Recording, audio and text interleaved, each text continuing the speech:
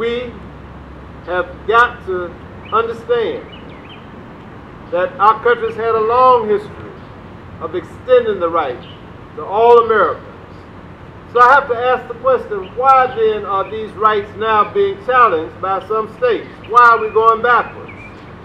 According to the Brennan Center for Justice at the New York University School of Law, at least 180 restricted bills have been introduced in 41 states since the beginning of 2011. There are 27 restricted bills currently pending in 6 states. 25 laws and 2 executive actions have passed in 19 states since the beginning of 2011. 17 states have passed restricted voting laws that have the potential to affect the 2012 election. These states account for 218 electoral votes, or 80% of the 280 electoral votes needed to win the presidency. These efforts impose a series of new restrictions on voting: strict new voter ID laws, limits on voter registration drives, closing early voting windows, creating fewer precincts and longer lines. We must continue to fight for the right to choose our leaders against those who want to make it harder for us to exercise our rights. No matter what your gender, your political affiliation, you have the right and the duty to express your opinions through the ballot box. I'm president of the Albany-Daugherty NAACP, which is a nonprofit organization, a nonpartisan organization in this community. I am pleased to announce that the Georgia State Conference of the NAACP has launched this month. This is my vote. It is important to every person that is over the age of 18 that do not have a felony and is under a felony to register to vote. We are encouraging everyone to get out to vote, to register to vote, and it kind of put me in a position to think about the past. Early in my life, I understood that in an effort for people to vote, there was a question that had to be fulfilled. Some of them registered from being able to tell how many bubbles was inside of a bar of soap. And if you could not tell that, then you was not allowed to vote. There was a restraint that was placed upon you. Getting out to vote and registering to vote is important.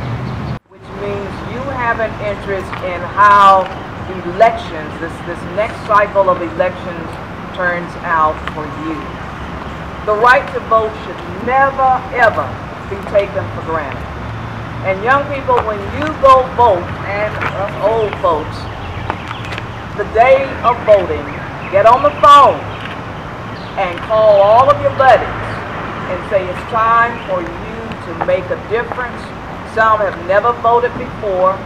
You take them with you. Call home, call your relatives, call everybody and say you need to go to the polls and vote. It is always critical that we engage as many individuals as we possibly can in this process. As citizens of these United States, it is our obligation, it is our duty to first scrutinize the candidates that are running for office. Listen to what they have to say. How will their being in office or not being in office affect you and your family and your communities? So you've got to listen to what the candidates are saying first. It doesn't matter who it is. We're nonpartisan this morning, but we're talking about going to the polls and exercising your God-given right to vote. we do, my little political science hat has to come on. Georgia has a 30-day closing period for registration prior to the election, so we've got about 2 weeks left to register if somebody's not registered yet. And early voting starts in just 3 weeks from now. But you know, I've got this form here. You can pick it up at the library, here at the Board of Elections, and you can call the Board of Elections 431-3247 and ask for a voter registration form to be mailed to you, or you can call and ask for an absentee ballot to be mailed to you. So we've made it pretty easy to register to vote. But I'll tell you, as a political science teacher, I get very frustrated. Some of my students are apathetic, and last week we had a little bit of a tiff in my classroom where 4 of them said, you know, voting doesn't matter. And we had a big battle about that. And, you know, I said, it's like tugging on Superman's cape or something, you know. But what I've started to do now, instead of arguing about whether their vote counts, I try to relate to them some of the battles that have been fought to get that right to vote. And I challenge them now. I had one in my online class the other day said, voting doesn't matter. And I said, I challenge you to go down to the Albany Civil Rights Institute and walk through those exhibits and see the price that people had to pay to register to vote.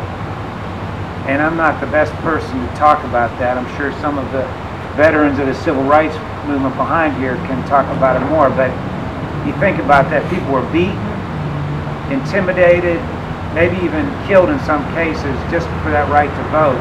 And yet we have students today that say it doesn't matter, I don't care, it doesn't matter. And I think I try to tell my students the very first day of class, hey, every 18-year-old cares about the drinking age and speed limit, right?